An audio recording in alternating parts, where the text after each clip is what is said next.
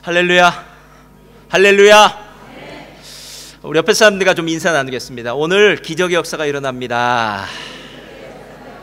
아멘. 오늘 기적의 역사가 일어납니다. 오늘 기적의 역사가 일어납니다.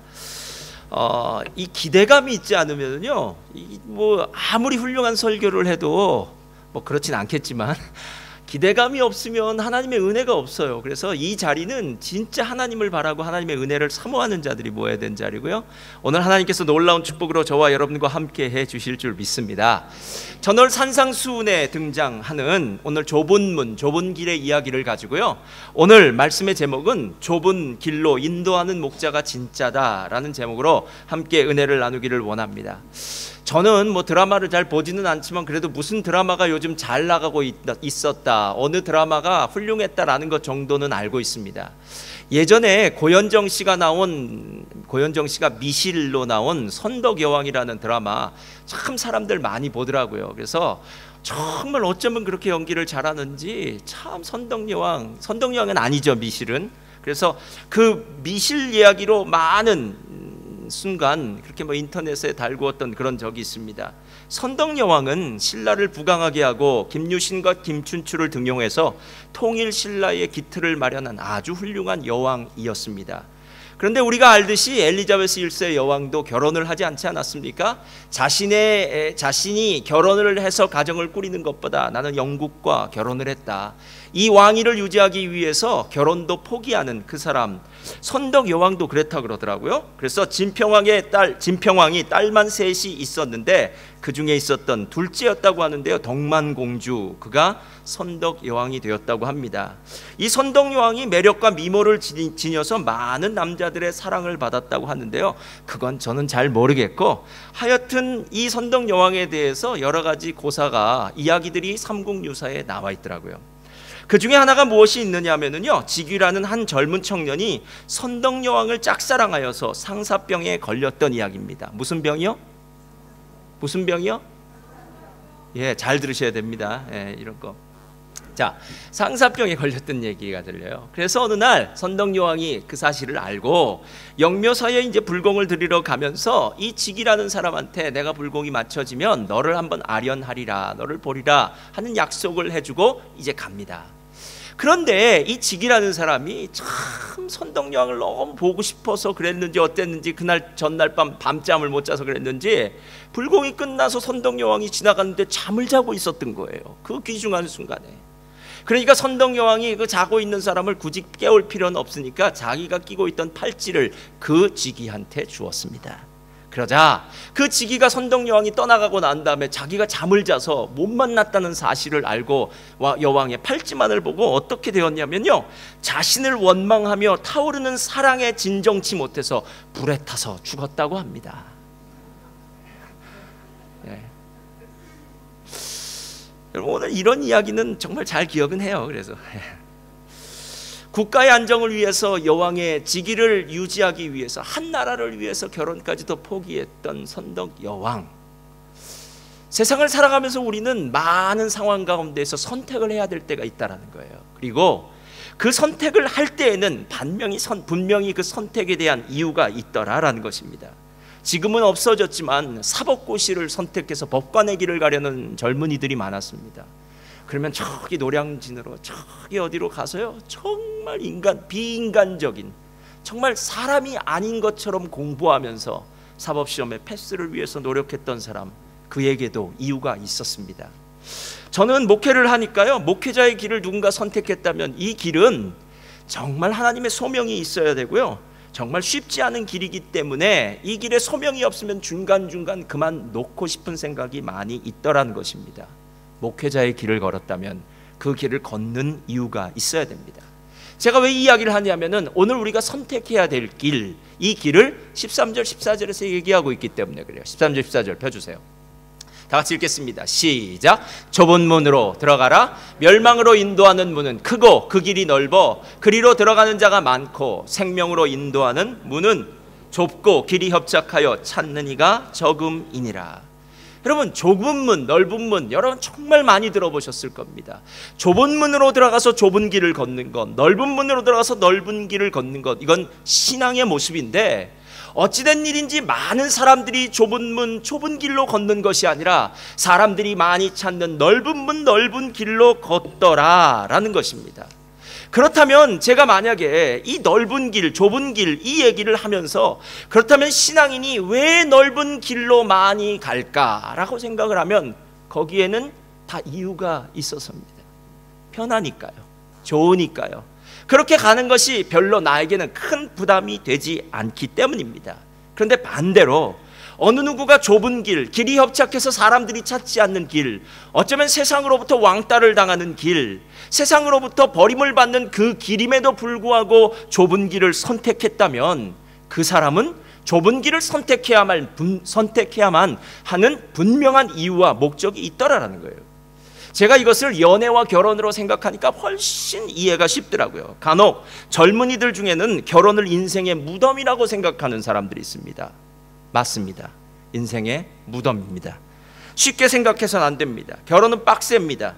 함부로 결정했다가 큰 코 다칩니다. 엄한 놈 만나서 결혼해서 나중에 인생 망친 사람 많이 보았습니다.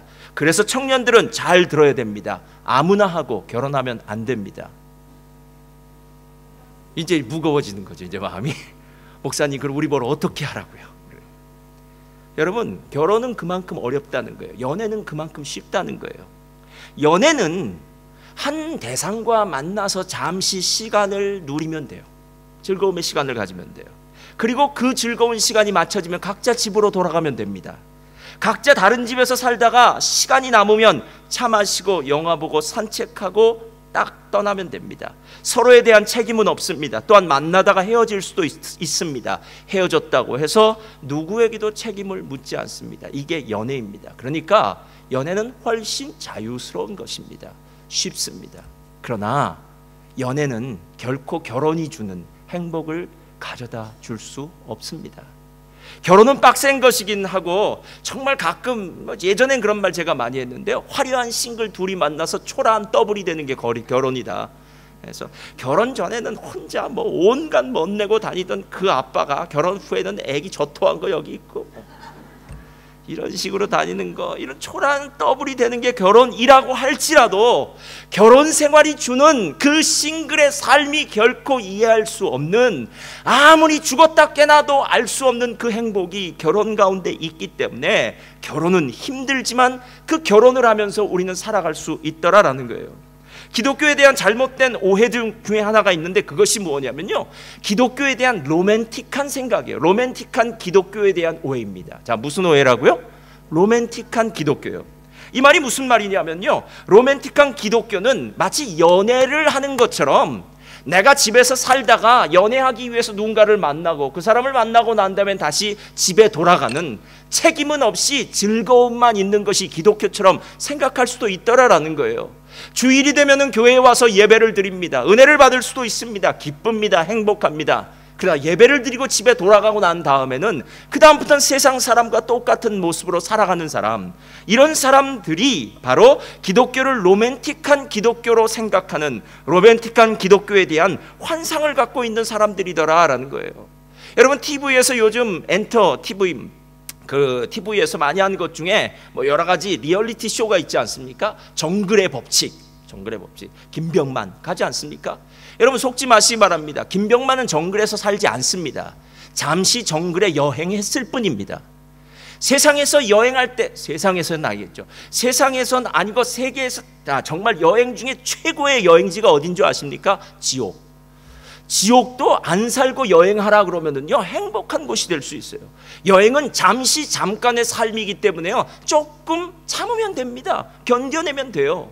김병만 씨, 그리고 그와 함께한 병만족은 세계 곳곳을 다니면서 정말 정글에서 사는 것처럼 보이지만 그거는 정글에서 사는 것이 아닙니다. 윤식당, 스페인에서 윤식당을 열어서 거기서 살고 열심히 일을 하지만 그 사람들은 식당이 무엇인지를 잘 모릅니다. 식당을 하는 사람들이 얼마나 매상을 신경 써야 되고 세금을 신경 써야 되고 종업원 관리가 힘들고 청소를 해야 되고 메뉴를 정하는 것, 여러분, 이건 장난이 아닙니다. 그건 마치 소꿉장난처럼 하는 것, 그저 코스프레일 뿐입니다. 진짜 식당을 하는 것은 잠시 식당을 경영하는 것과는 틀립니다. 여러분, 그럼에도 불구하고 사람들이 그런 프로그램을 많이 보면서 환상에 젖는 것은, 야, 저러면 얼마나 행복할까, 저런 곳에 가면 얼마나 좋을까, 뭐 시골에 가서 삼시세끼 해먹으면 얼마나 좋을까 하는 환상들, 여러분, 그건 환상일 뿐이지 현실이 아니다라는 거예요. 리얼리티 쇼일 뿐이지 리얼 라이프가 아니에요. 속지 말아야 됩니다. 마찬가지로 신앙도 마찬가지입니다. 우리들이 살아가는 이 신앙은 영적인 전쟁을 해야 되는, 죽이느냐 살리느냐, 영적으로 천국에 가느냐 지옥에 가느냐는 이 무시무시한 영적 전쟁 가운데 있는 것이지, 언제나 내가 편하고 행복한, 그리고 내가 기쁘고 즐거운 이것이 신앙의 전부는 아니더라라는 거예요. 그래서 트레빈 왁스 목사님께서 일그러진 복음이라는 책에요, 몇 가지 복음에 대해서 쓸 때 어떻게 썼냐면 이런 단어를 하나 구사해요. 뭐라고 하면 해피밀 복음이 있다라고 얘기해요. 해피밀 복음이 무엇이냐면은 맥도날드에서 파는 해피밀처럼 해피밀 같은 복음이라는 거예요. 왜 아이들이 그토록 해피밀을 좋아할까요? 이유는 단 한 가지입니다. 시시때때로 변하는 장난감 때문이에요. 예. 그 안에 있는 햄버거도, 그 안에 있는 너겟도, 그 안에 있는 어떤 음식이 아니라 그 안에 시시때때로 주는 그 작은 장난감, 처음에는 귀하다고 생각해서 집에 모아두다가 나중엔 쓰레기통으로 다 들어가 버리는 그 장난감들 하나하나가 귀하다고 해피밀을 먹고 있다는 거예요. 복음도 마찬가지라는 거예요. 진짜 복음은 나를 살려야 되고, 나에게 천국에 대한 소망이 있어야 되고, 어떤 상황 가운데도 나로 흔들리지 않는 하나님의 능력이 있어야 되는데, 우리는 그저 내가 기쁘면 되는 것, 이게 바로 해피밀 복음이라는 거예요. 그러면서 트레빈 왁스 목사님이 이런 예를 들더라고요. 어느 친구가 부모님에게 한 자기의 결혼할 친구를 데리고 옵니다. 그러면서 이렇게 얘기해요. 엄마, 나 이 사람과 결혼해야 되겠어요? 라고 말해요. 그런데 그러면 그 사람은 어떤 사람이냐라고 분명히 물어보지 않겠어요? 그래서 부모님 물어보는 거예요. 어떤 사람이니? 그랬더니 그 사람은요, 예수도 안 믿고요, 세상 사람인데 그 부모님은 아마 이단에 나가고 계시고요, 아마 걔도 옛날에 이단에 나갔던 사람인 것 같습니다. 아니, 그런 사람과 어떻게 결혼을 할 수 있니? 네가 아무리 좋다고 해도 그거는 안 되는 것 같다. 신앙이 좋은 사람을 만나서 결혼하는 것, 이것이 중요한 것 같다라고 얘기했을 때 그 딸이 이렇게 말합니다. 엄마는 내가 행복하면 되는 거 아니에요? 저는 하나님도 내가 행복하면 될 거라고 생각해요 라는 이야기를 했다면, 이 친구는 해피밀 복음을 받은 것입니다. 여러분, 하나님이 우리에게 원하시는 것은 행복이 아니라 거룩이에요. 하나님이 우리에게 원하시는 것은 지옥이 아니라 천국이에요. 하나님이 우리에게 원하시는 것은 내 마음대로 사는 인생이 아니라 하나님의 뜻대로 사는 인생, 그것이 바로 하나님이 기뻐하시는 인생인데, 우리는 정말로 내가 원하는 방식대로 살고자 하더라라는 것입니다. 여러분, 오늘 좁은 길을 선택하는 사람들의 특징이 무엇입니까? 저를 따라하시 바랍니다. 좁은 길을 선택하는 사람은 좁은 길의 가치를 아는 사람입니다. 자, 이야기를 잘 들으세요. 좁은 길을 선택하는 사람은 좁은 길의 가치를 아는 사람만이 선택해요. 요즘 젊은 청년들 중에 이렇게 얘기하는 사람이 있습니다. 요즘은 정말 힘들어졌습니다. 청년 실업이 너무너무 많아졌습니다. 예, 많아졌어요. 힘들어요, 정말요. 옛날에 저희들이 졸업할 때는요, 대학 졸업만 하면 다 취직됐어요. 무슨 과를 나오고 어느 학교를 나오고. 근데 요즘은 취직도 안 돼요. 그래서 다 대학원을 가기도 하고 더 공부를 하기도 하고 더 어려운 세상이 되었어요. 그러나 여러분, 이 세상에 살아가는 역사가 있었던 이래로 우리에게 쉬운 세상은 없었어요. 여러분, 다 각 시대만큼 어려웠던 일들은 있었어요. 그러나 중요한 것은 어렵고 힘들더라도 그것이 가치 있다면 그것을 선택하고 그것을 위해서 내 시간을 투자하고 내 젊음을 투자하고 공부한 것이지, 지금은 힘들어요, 청년 실업이 많아졌어요, 지금 세상은 어려운 세상이 되었어요 라고 불평하고 원망하면서 아무 일도 안 하는 게으른 사람은요, 결국 아무것도 안 되는 사람이 될 수밖에 없더라라는 거예요. 광고 업계에서 미국에서 큰 많은 상을 탔던 이재석 씨에 대한 얘기가 옛날에 나왔던 적이 있어요. 이재석이라는 청년이 한국을 떠나서 미국으로 가게 돼요. 그리고 거기서 큰 사람이 되는데요, 그 사람이 한국에서 미국으로 떠난 이유가 있어요. 광고를 하다가 왜 떠났느냐 물어봤더니요, 한국에서는 지연, 학연 이런 텃세가 너무 많으니까 내가 이 텃세 없는 세상에 가서 내 꿈을 펼쳐버리라 해서 미국으로 가서 학교에 등록을 해요. 이재석 씨가 거기서 이제 등록을 했는데, 기자가 이제 물어보는 거예요, 이재석 씨한테. 자, 미국은 한국처럼 텃세가 심하지 않던가요? 이렇게 물어봤어요. 자, 그랬더니 이재석 씨가 이렇게 대답해요. 그쪽도 텃세가 심하긴 마찬가지였습니다. 일단 교수들이 남학생을 싫어합니다. 그렇게 얘기해요. 과제를 해가도 성의 있게 봐주지 않고요. 게다가 사람이 제일 슬플 때가 언제인 줄 아십니까? 여기서 공부해 본 사람들은 알아요. 투명 인간 취급받을 때입니다. 근데 저는 투명 인간 취급을 받았습니다. 남들은 한 작품을 해올 때 저는 밤새 이 작품을 여러 개를 만들어 갔다는 거예요. 한 20개 정도 만들었는데 자기 작품을 딱 보고 난 다음에 교수가 이렇게 얘기했대요. Next.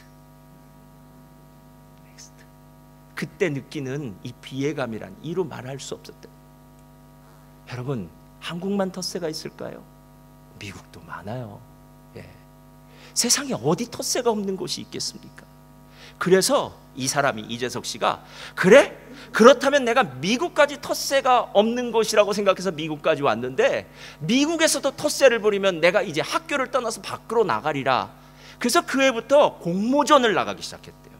공모전에 광고를 내기 시작한 거예요. 정말 놀라운 사실은 2007년 한 해만 공모전에서 20개의 상을 탄 젊은이가 되었더라는 거예요. 여러분, 이 말이 무슨 뜻인지 아십니까? 우리는 좁은 길이라고 해도, 힘든 길이라고 해도 그 길이 가치 있는 길이라면은 그 길로 가야 되는 거 아닙니까? 이 길이 정말 힘들어서 죽을 것처럼 생각이 되더라도 이 길이 맞는다면, 이 가치가 있는 길이라면 그 길을 선택하고 최선을 다하는 사람이 진짜 믿음의 사람이 아니겠느냐라는 거예요. 여러분, 그렇다면 왜 그토록 좁은 길이 가치 있는 길이 될까요? 14절 다시 한번 펴주세요. 한번 다 같이 읽겠습니다. 자, 다 같이 읽겠습니다. 시작. 생명으로 인도하는 문은 좁고, 자, 좁은 문에 다른 이름이 있어요. 별명이 생명으로 인도하는 문이에요. 여러분, 이 생명으로 인도한다는 말을 잘 들으셔야 돼요. 아마 마지막에 제가 이어령 교수님 아마 동영상 함께 잠깐 볼 텐데요. 생명으로 인도한다는 걸 잘 보셔야 돼요. 잘 보셔야 돼요. 우리에게는 두 가지 생명이 있어요. 하나는 육의 생명이 있고 하나는 영의 생명이 있어요. 육의 생명은 지금 저와 여러분이 지금 이렇게 살아서 보고 있고 먹고 있고 말하고 있고 교제하고 있는 이 생명을 육의 생명이라고 해요. 육의 생명은 제한적이고 육의 생명은 길어야 7, 80년, 조금 더 살아서 한 8, 90년. 제가 보니까 120세 산 사람 제 눈으로 본 적 없으니까 아무리 길게 살아도 120년이면 육의 생명은 자연적으로 끝나게 돼요. 그런데 중요한 것은 이 육의 생명이 자연적으로 끝날 때 사람들은 다 후회하더라는 거예요. 왜냐? 내 삶의 많은 것들을 육의 생명을 위해서 살아왔기 때문에요. 여러분, 무엇 때문에 일하십니까? 먹기 위해서 일하는 거 아닙니까? 자녀들 공부시키기 위해서 일하는 거 아닙니까? 살기 위해서 일하는 거 아닙니까? 모기지 갚기 위해서 일하는 거 아닙니까? 그 모든 것이 나중에 죽음 앞에서 딱 보면은, 아, 내가 진짜 육의 생명을 위해서 길어야 120년밖에 되지 않는, 그것도 죽음이라는 운명을 맞이할 수밖에 없는 이 육의 생명을 위해서 내 많은 시간들을 쏟아놓은 것에 대해서 후회를 하게 됩니다. 여러분, 지금 젊은이들 아마 나는 후회하지 않을 거야 라고 생각할 수 있어요. 그러나 여러분, 제가 100번 1000번 이야기합니다. 모두 후회합니다. 만약에 우리의 모든 것을 이 육의 생명에 걸고 살았다면요, 이 사람은 마지막에 다 후회할 수밖에 없어요. 왜? 이건 죽음이 마지막 종착역이기 때문에요. 근데 우리에겐 영의 생명이 있어요. 이 영의 생명을 일컬어 영원한 생명이라고 얘기하고요, 하나님의 생명이라고 얘기해요. 놀라운 사실은 이 영의 생명을 가진 자는, 이 영의 생명을 누리는 자는요, 이 땅의 삶과는 상관없이 살 수 있다는 거예요. 여러분, 성경에서 말하는 하나님의 나라는 먹는 것과 마시는 것이 아니요 그리스도 예수 안에서 의와 평강과 희락이다라고 얘기해요. 거기서 말하는 희락이 무엇이냐면 joy예요. joy. 그 joy라는 것이 무슨 뜻이냐면요, 내가 지금 돈이 생겼어요. 그러면 기뻐할 수 있어요. 이건 세상 사람들이 하는 거예요. 이건 joy가 아니에요. 근데 내가 어느 날 돈을 잃어버렸어요. 근데도 내 안에는 기쁨이 남아있어요. 내가 건강해요. 그래서 기뻐한다면 그건 조이가 아니에요. 세상 사람들도 기뻐하는 거니까요. 근데 내가 지금 암에 걸렸어요. 내 인생에 가장 불행한 병에 걸려서 3개월밖에 못 산다는 시한부 인생을 받았어요. 그런데 내 안에서는 기쁨이 솟아나기 시작해요. 이건 영의 생명이 있기 때문입니다. 여러분, 어떤 사람이 가장 행복한 사람입니까? 육의 생명을 위해서 살다가 후회하는 인생이 행복합니까? 아니면 영의 생명을 받고 영의 생명을 누리는 사람이 행복합니까? 실제로 전도서를 보면은요, 우리가 이 땅에 사는 이유는 한 가지밖에 없어요. 자, 전도서 펴주세요. 자, 전도서 9장 말씀 다 같이 읽겠습니다. 시작. 모든 누구나 소망이 있음은, 자, 잘 들어보세요. 그럼 펴놔 주시고요. 산개가 뭐보다 낫다고요? 자, 이유는요, 살아있다는 것은 소망이 있기 때문에 그래요. 그 다음 절 시작. 산자들은 죽을 줄을 알되 죽은 자들은 아무것도 모르며 그들이 다시는 상을 받지 못하는 것은 그들의 이름이, 잘 보세요. 죽으면 끝입니다. 죽고 난 다음에 천국이 연옥 같다 연옥에서, 지옥에서 연옥 같다 연옥에서 천국 가는 이런 일 없습니다. 가톨릭에서 말하는 연옥의 대기실에서 기다리고 있다가 밑에 있는 자손들이 열심히 주를 섬기고 기도하고 헌금하면은 연옥에 있던 영혼이, 우리 부모님의 영혼이 천국 가는 일 없습니다. 살아있을 때만 가능한 일이 하나 있는데, 살아있기 때문에 우리가 결정할 수 있는 일이 있다는 거예요. 천국이냐 지옥이냐. 살아있기 때문에 가능한 일이 있다는 거예요. 좁은 길이냐 넓은 길이냐라는 거예요. 좁은 길은 생명의 길, 넓은 길은 멸망의 길. 만약에 우리가 살아있을 때 그 좁은 길의 의미와 가치를 알고 이 생명의 길을 내가 선택하고 힘들어도 어려워도 나는 이 생명의 길을 걸어가리라 라고 생각한다면 그 사람의 인생에는 소망이 있더라는 거예요. 소망이요. 예. 왜 우리가 이 땅에서 사는 줄 아십니까? 왜 어떤 사람은 7, 80년, 80년, 90년, 100년을 살고 어떤 사람은 20년, 30년을 살다가 이 땅을 떠나는 줄 아십니까? 그 많은 시간이나 짧은 시간이나 의미가 없다는 거예요. 하나님이 우리에게 주신 그 시간 동안 우리가 하나님의 나라, 천국을 선택하고 좁은 길을 선택하고 생명의 길을 선택하느냐. 만약에 그것을 선택하고 나면 우리에게는 천국의 기쁨이 마음속에서부터 솟아나게 되더라라는 것입니다. 여러분, 신앙생활 어렵습니다. 어느 분이 저한테 이런, 어느 분은 아니에요. 우리 젊은 집사였어요. 30대 젊은 집사인데 저한테 이렇게 얘기하더라고요. 목사님, 제가 이래서 성경 공부 안 하겠다고 그랬어요. 그랬더라고요. 그래서 왜 그러냐 그랬더니 성경 공부를 했었거든요. 아니, 목사님 그거 아세요? 그래. 처음에 교회 잘 안 나오면은 교회만 나오면 된다고 얘기한대요. 다. 예. 그래서 자기가 교회 나왔대요. 그랬더니 두 번째는 잘 나와야 된다는 거예요. 그래서 빠지면 안 된다는 거예요. 처음에 나올 때는 술, 담배 해도 아무 얘기 안 하고, 아유, 술, 담배 상관없다고, 다 나오면 자연스럽게 끊어진다고. 여러분, 안 끊어져요, 그런 거 자연스럽게. 그런데 조금 지나면 뭐라고 얘기하냐면 이젠 거룩하게 살아야 된다고. 그러니까 술, 담배 끊으라고. 아니, 처음에는 오면 된다 그랬다. 그 다음에는 잘 지키라 그랬다. 그 다음에는 술, 담배 끊으라 그랬다. 좋지 않은 친구 만나지 말라 그랬다. 목사님, 그럼 제가 무슨 재미로 삽니까? 이러더라고요. 제가 가르쳐 드릴게요. 예수 믿는 재미로 삽니다. 예수 믿는 재미. 예수 믿는 건 그거하고 상대가 안 돼요. 여러분, 우리가 가끔 그런 생각을 할 때가 있어요. 목사님, 전 그냥 편하게 살고 싶어요. 너무 인볼브해서 교회에 깊이 들어와서 교회가 하는 모든 일을 다 해야 되고, 새벽 예배, 무슨 예배, 금요기도 나오고, 매일 성경 하라 그러니까 매일. 저한테 무슨 짐을 좀 지우지 마세요. 좀 편안하게 다니고 싶어요라고 얘기해요. 여러분, 제가 분명히 얘기할게요. 신앙의 길은 편안한 길 없습니다. 그리고 편안한 길은 넓은 길일 수밖에 없어요. 왜? 변하지 않잖아요, 사람이. 만약에 여러분이 자녀가 학교에 들어간다면 매일 부모님이 묻는 질문은 똑같아요. 오늘 뭐 하고 놀았니? 아니면 오늘 뭐 배웠니? 뭐 배웠니 물어보죠. 오늘 뭐 하고 놀았니를 물어보는 건 유치원 때 물어봐요. 오늘 잘 잤어? 오늘 뭐 먹었어? 이건 유치원 때요. 그냥 초등학교를 들어가서 2학년, 3학년이 되면 오늘 뭐 배웠니? 라고 물어본다는 거예요.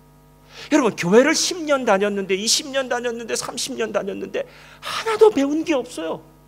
하나도 달라진 게 없어요. 옛날이나 지금이나 상처받긴 똑같아요. 옛날이나 지금이나 신앙은 언제나 겉을 돌아요. 옛날이나 지금이나 하나님 말씀 모르는 건 다 똑같아요. 옛날이나 지금이나 멀찍이 서서 그저 주일날 예배 한 번면 만족한다라고 생각하는데, 도대체 그 만족은 어디서부터 시작된 것이냐라는 거예요. 어디서부터. 여러분, 오늘 좁은 길을 가야 돼요. 오늘 성경이 말하고 있는 것을 좀 더 제가 무섭게 얘기한다면 이래요. 좁은 길은 생명의 길이기 때문에 생명의 길을 선택하면 생명은 열매로 얻지만, 넓은 길을 만약 내가 선택했다면, 다른 많은 사람들이 가고 있는 그 길을 선택했다면, 여러분이 아니라 목사인 저도 넓은 길을 선택했다면 그 마지막 종착역에는 심판이 기다리고 있습니다. 그래서 진짜 어려운 거예요. 제가 여기까지 이제 설교를 준비하면서 무슨 생각이 들어요? 오늘 설교 너무 무겁다, 주님. 아니, 저는 매일매일 마음속에 죄가 생각이 나고 죄를 지을 수밖에 없는 연약한 존재인데 그렇게 무섭게 얘기하면은 저는 어떻게 교회 생활을 할 수 있겠습니까? 하고 주님께 제가 하소연 아닌 하소연을 좀 했어요. 그랬더니 주님이 마음 가운데 그 다음 절을 가르쳐 주셨어요. 자, 그 다음 절 아까 처음에 거세요. 한 번만 펴주세요. 15절. 아까 거기 넘는데요. 15절 펴주세요. 그 다음 14절 말고 15절이요. 15절. 자, 다 같이 읽겠습니다. 시작. 거짓 선지자들을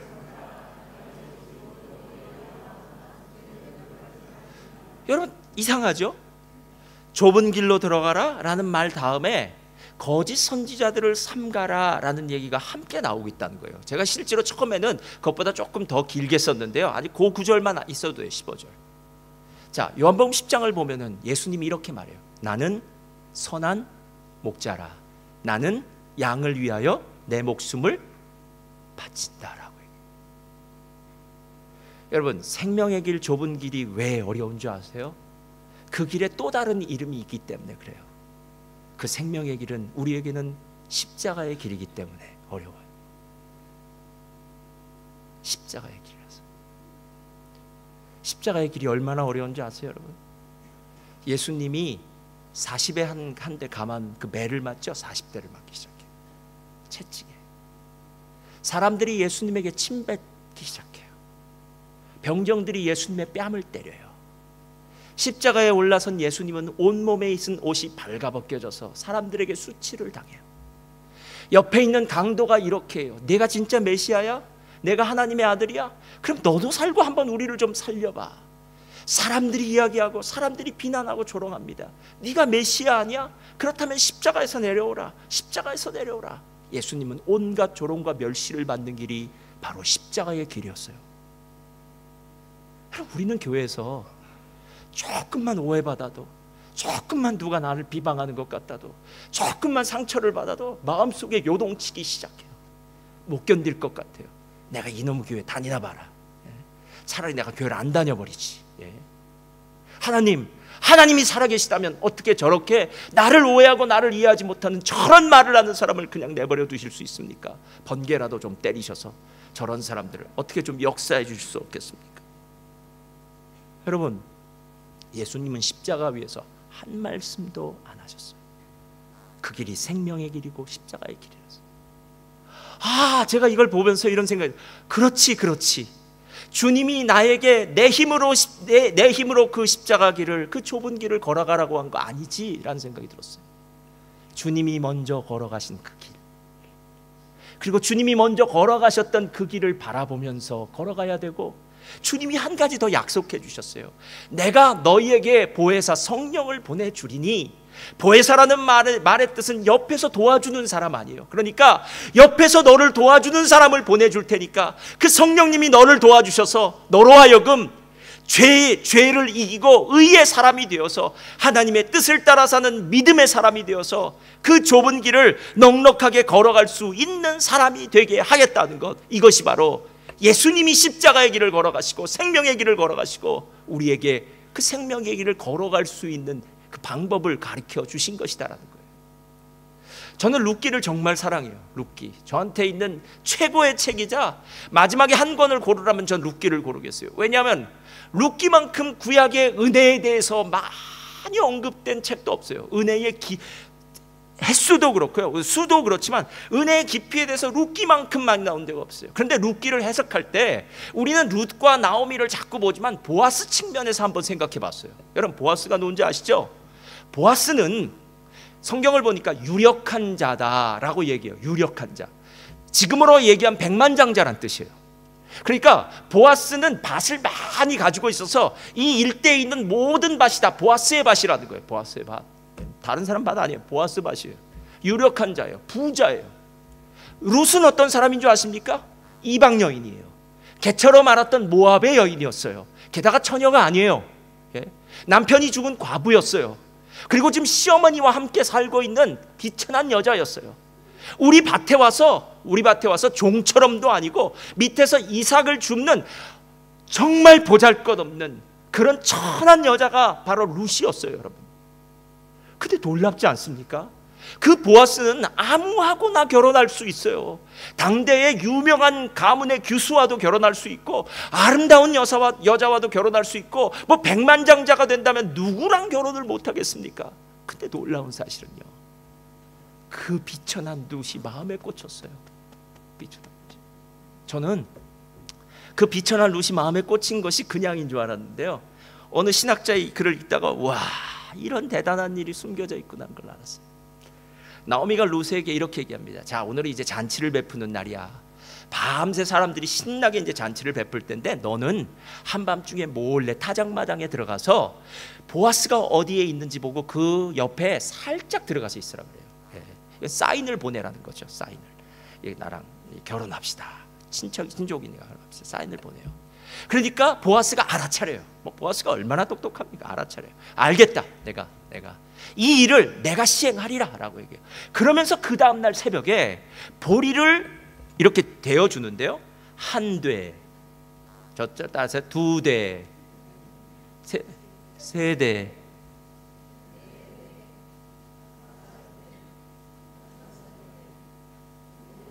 아니죠. 몇 대를 대줬다고요?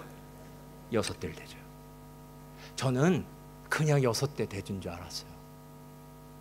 근데 7번째 때는 무슨 뜻이냐면 신학자는 이렇게 얘기해요. 7번째 때는 나 자신이다. 내가 이 일을 책임지리라. 고생 끝, 행복 시작. 내가 너의 남편이 되어 주리라.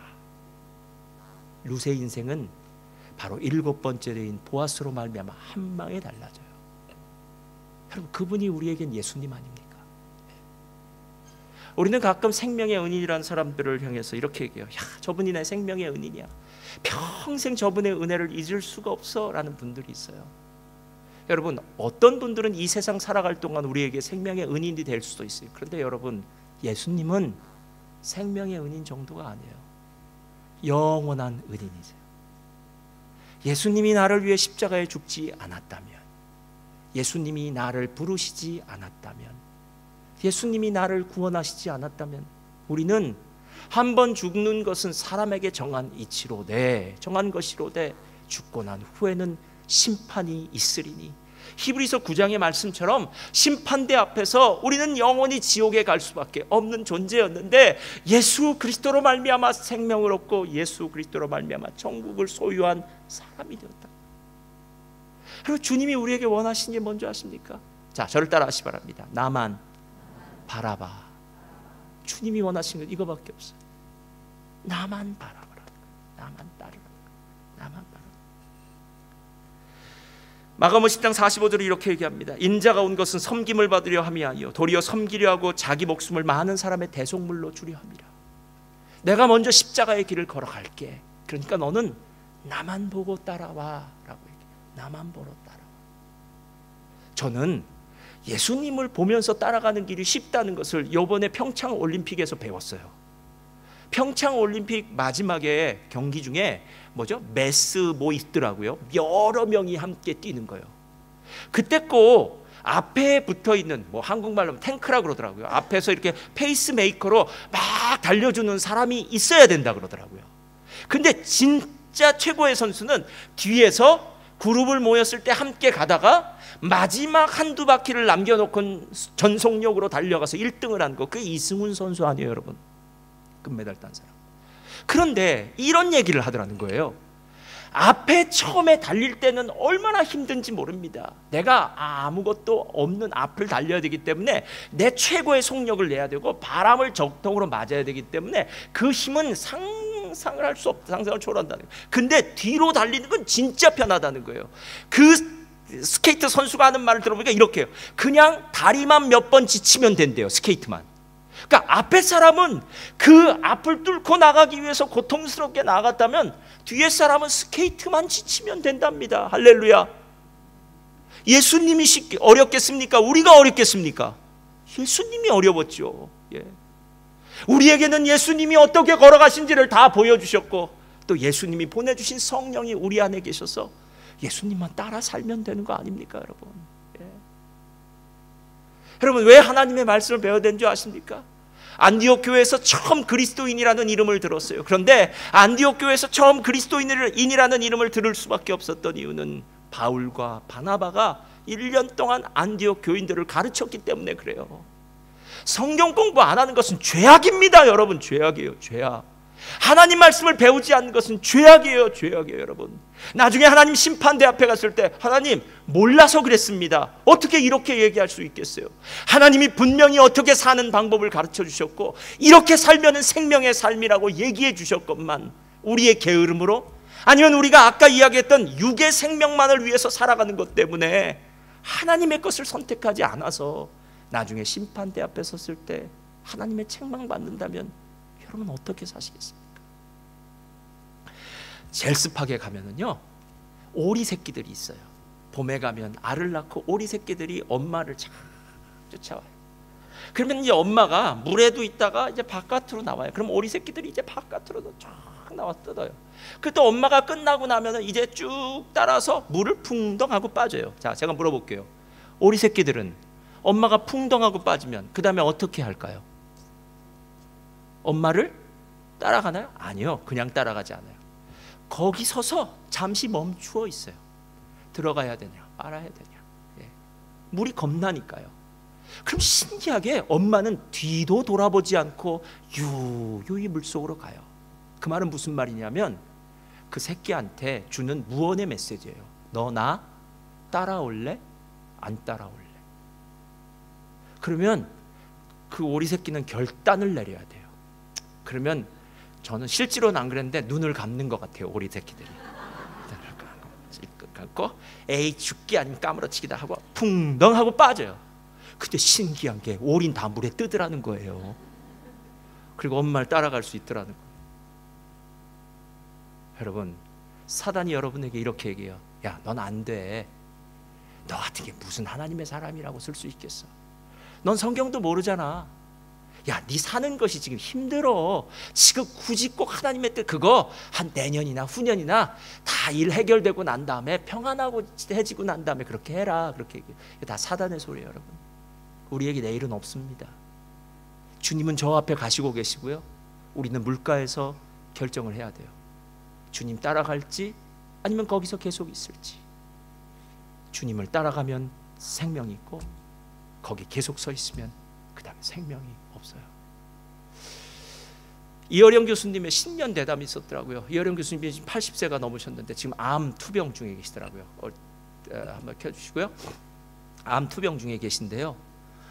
신년 대담에서 정말 중요한 말씀 해주셨어요. 그래서 제가 여러분들과 함께 그 동영상 함께 보면서요, 다시 한번 여러분 마음 가운데 결단하는 귀한 시간 되시기를 바랍니다. 내가 꼭 말하고 싶은 거는, 나는 이제 뭐 알다시피 낫는 병이 아니기 때문에 어떤 약도 쓰지 않고 아무것도 안 하고 있는 거예요, 지금.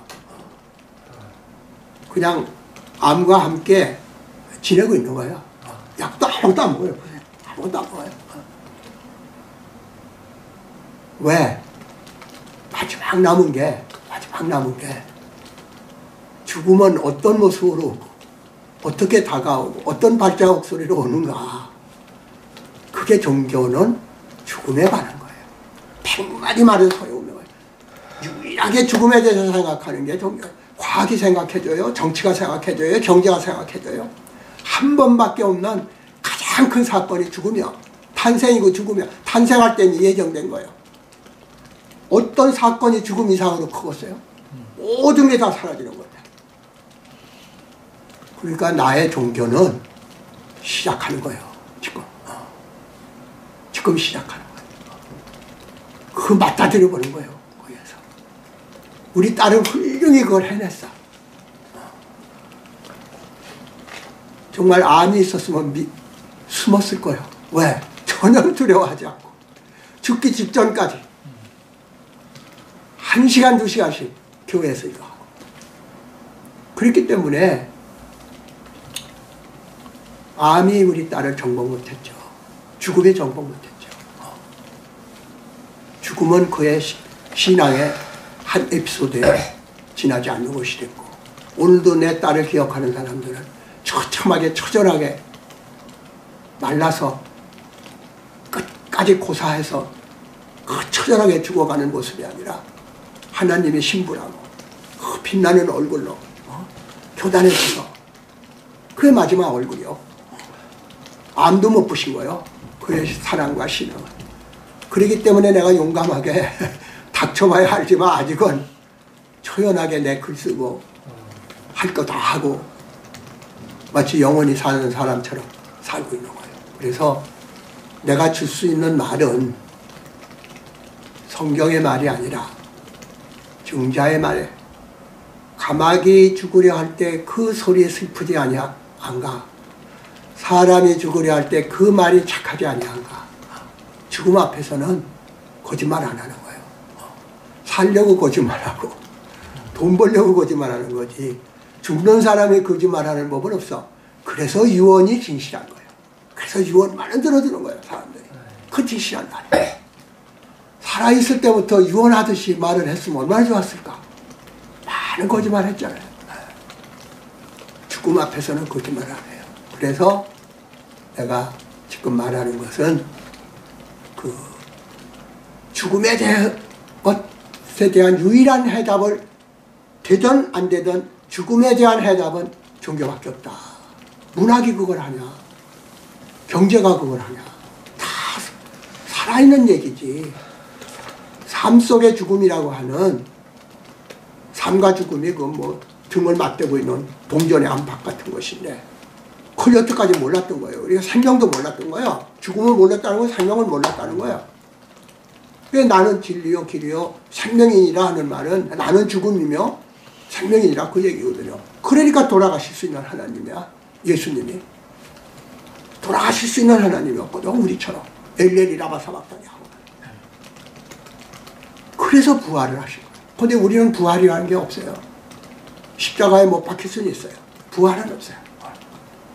근데 예수님을 따라가면 부활이 있을 수 있다는 거죠. 그 부활이 육체를 가지고 내가 다시 태어나는 게 아니라 내 삶이 다시 피어날 수 있는 거죠.